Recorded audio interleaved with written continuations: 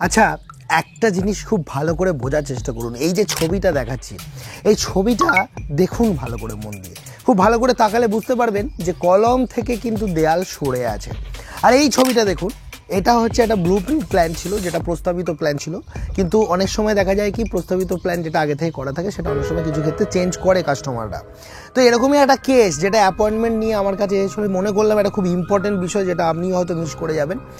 এখন সেই জন্য আমাদের সামনে তুলে ধরলাম।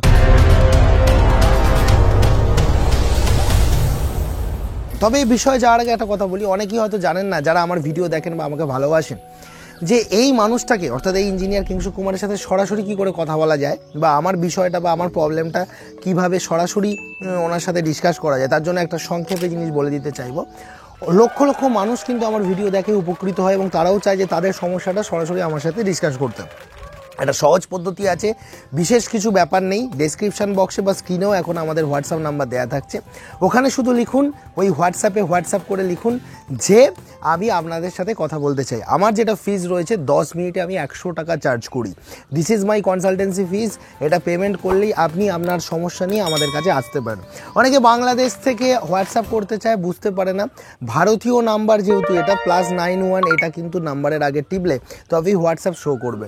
এই ইনফরমেশনটা দিয়ে দিতে চাইলাম, কারণ অনেকেই আমাকে যোগাযোগ করে, কনসালটেন্সিও নেয়। আবার অনেকে মনে করে যে কনসালটেন্সি ব্যাপারটি কি তারা যায় না। কারণ একটা কথা জেনে রাখবেন, প্রফেশনাল ব্যক্তি আমরা, আমাদের হাতে সময়ের মূল্য রয়েছে। তাই আমাদের সাথে সরাসরি কথা বলতে গেলে এই ফিজ না দিলে আমরা কিন্তু সময় দিতে পারবো না। আচ্ছা বন্ধুরা, আপনি কি এখনো এই ভিডিওটি দেখেননি? যদি এই ভিডিওটি এখনো না দেখে থাকেন, তাহলে অতি সত্বর আই বাটনে ক্লিক করুন আর গিয়ে ভিডিওটা দেখে আসুন। আর যদি মনে হয় ভিডিওটা আপনি শেষেও দেখতে পারেন। চলুন এবার ভিডিওতে আসা যাক। একটা কথা আমরা সবসময় জানি যে এই যে ফ্রেম স্ট্রাকচারের বাড়িগুলোর কথা আমরা বলি, এর আগেও অ্যানিমেশন সহ করে বোঝানোর চেষ্টা করেছি বিভিন্ন ক্ষেত্রে, যে কলমে লোডটা আসে কিভাবে। কলমে লোডটা ছাদ থেকে ডিরেক্ট চলে আসে না, কলমে লোড আসে ছাদ থেকে ডিরেক্ট নয়, তার মাঝে থাকে একটা ওয়াল বিম। তার মানে ছাদের স্ল্যাবের লোড ডিভাইড হয়ে প্রথমে আসে ওয়াল বিম থেকে কলমে আসে, তারপর কলমের মাধ্যমে লোডটা ডিস্ট্রিবিউট হয়।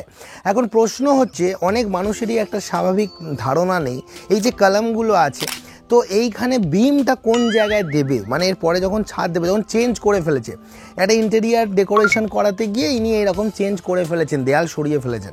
এখন নিচে যেখানে দেয়াল ছিল সেখানে কলাম লাইন ছিল, সেখানে ওয়াল বিম ছিল, তার উপর গাঁথনি হওয়ার কথা, কিন্তু কোনো না কোনো কারণে তার প্ল্যানটিকে চেঞ্জ করার প্রয়োজন হয়। তো তিনি 1-1.5 ফুট সরান।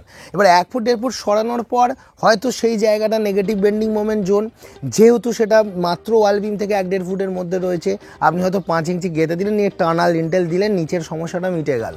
কিন্তু সমস্যা হচ্ছে আপনি ওয়াল বিমটা কোথায় দেবেন। এই প্রশ্নটা বারেবারই বিভিন্ন অ্যাপয়েন্টমেন্টসে আমাকে মানুষ প্রশ্ন করে।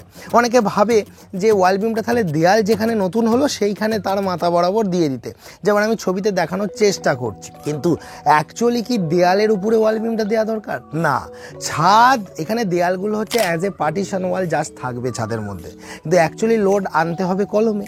তাই কলমে আপনাকে ওয়াল বিম নিয়ে যেতে হবে, ঠিক যেরকম আমি ছবিতে দেখানোর চেষ্টা করছি। এখন সমস্যা হচ্ছে, কলমে যখন আপনি লোড নিয়ে যেতে চাইবেন, তখন দেখা যাবে এই ঘরের ঠিক 1-1.5 ফুট দূর দিয়ে ঘরের ছাদের সিলিংয়ের দিকে তাকালে একটা ওয়াল বিম দেখতে পাবেন। আবার সেই প্রত্যেকটা জায়গায় যেখানে যেখানে কলাম আছে সেখানে বিমগুলো দেখা যাবে। তখন বললে হবে না যে এর জন্য আমার সৌন্দর্য নষ্ট হচ্ছে।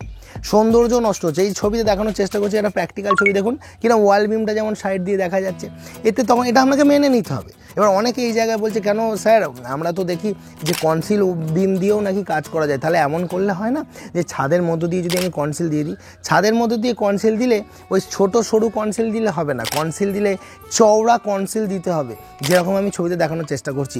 প্রায় 1.5 থেকে 2 ফুটের কনসিল চওড়া হবে এবং পুরো ডাবল মেশ হবে, ঠিক যেমন ছবিতে দেখানোর চেষ্টা করছি। তাও সেক্ষেত্রে কিছু কন্ডিশন রয়েছে, সেটা আপনি ডিজাইন করতে পারেন না। আমাদের মতো যারা ইঞ্জিনিয়ার রয়েছে, যারা লোড ক্যালকুলেশন করে কথা বলে, তাদেরকে দিয়ে ডিজাইনটা করিয়ে নিলে তবে আপনি সেফ পথে হাঁটবেন। আদারওয়াইজ যদি মানে সোজা সাপটা ভাষায় বলেন যে আপনার কাছে দেখুন দায়টা ম্যাটার করে না, এই ধরনের যেরকম দেখালাম বিম থাকলেও চলে যাবে, তাহলে আমি আপনাকে বলবো যে একটা জিনিস করুন, কলমে বিমগুলো ঘোরান, যেমন আমি ছবি এঁকে দেখানোর চেষ্টা করেছি। দেয়ালের মতো পাশে থেকে যাক, বোঝা গেল? এবার এই বিষয়টা কেন তুলে ধরলাম? আচ্ছা বন্ধুরা, আপনি কি এখনো এই ভিডিওটি দেখেননি? যদি এই ভিডিওটি এখনো না দেখে থাকেন, তাহলে অতি সত্বর আই বাটনে ক্লিক করুন আর গিয়ে ভিডিওটা দেখে আসুন। আর যদি মনে হয় ভিডিওটা আপনি শেষেও দেখতে পারেন। তার মানে একটা জিনিস জলের মতো পরিষ্কার হয়ে গেল যে কলামের সাথে কলামে কানেক্টেড বিম হতে হবে। দেয়াল 1 ফুট দূরে থাক 2 ফুট দূরে থাক তার মাথাতে আপনি যদিও বা দেন, সেটার থেকেও বেশি ইম্পর্টেন্ট হচ্ছে কলমে কলমে ইন্টারকানেক্টেড বিম। তবেই কিন্তু স্ট্রাকচারাল লোডটা সঠিকভাবে কিন্তু ডিস্ট্রিবিউট হবে, আদারওয়াইজ কিন্তু স্ট্রাকচারাল লোড ডিস্ট্রিবিউট হবে না। তাতে ঘরের সৌন্দর্য যদি এতটুকু স্যাক্রিফাইস করতে হয় করতে হতে পারে। এবার যার কাছে সৌন্দর্যটা অত্যন্ত ইম্পর্টেন্ট একটা বিষয়, তার কাছে কনসিল বিমের অপশানটাই একমাত্র অপশান। কিন্তু কনসিল বিম মানে ওই 2.5 ইঞ্চি বাই 7 ইঞ্চি রিং করে লিন্টেলের মতো 4-12 ডট দিয়ে শুধুমাত্র হবে না, সেক্ষেত্রে কিছু কিছু ক্ষেত্রে একটু বেশি চওড়া কনসিল করতে হয়, সেটাও কিন্তু ভিডিওতে আমি বললাম। আচ্ছা, আপনি এই চ্যানেলটি কেন সাবস্ক্রাইব করবেন জানেন? কারণ বাড়ি নির্মাণ বিষয়ে বাংলার একমাত্র কুমার কনস্ট্রাকশনই হলো এমন একটি চ্যানেল যেটা সঠিক পরামর্শ দেয়। তাই দেরি না করে অতি সত্বর আমার চ্যানেলটিকে সাবস্ক্রাইব করে রাখুন আর এরকম ভিডিও প্রতিনিয়ত পেতে থাকুন। নমস্কার, আমি সিভিল ইঞ্জিনিয়ার কিংশুক কুমার। আমাকে আপনারা পান ভিডিওর মাধ্যমে। যারা আমার সাথে সামনাসামনি কথা বলতে চান বা আমার সাথে ডিরেক্ট ফোনে কথা বলতে চান, তার বিষয়বস্তুটা প্রথমেই বললাম। ডেসক্রিপশন বক্সে আমার হোয়াটসঅ্যাপ নাম্বার দেওয়া থাকে। তবে এখন আপনাদের স্ক্রিনের সামনে এই যে দুটো ভিডিও গিয়ে দেখবেন, আর মাঝের এই সাবস্ক্রাইবার বাটনটি ক্লিক করলে আপনি ভিডিও ছাড়ার সাথে সাথেই পাবেন, যার কারণে আপনাকে আর কেউ কোনোদিন ঠকাতে পারবে না।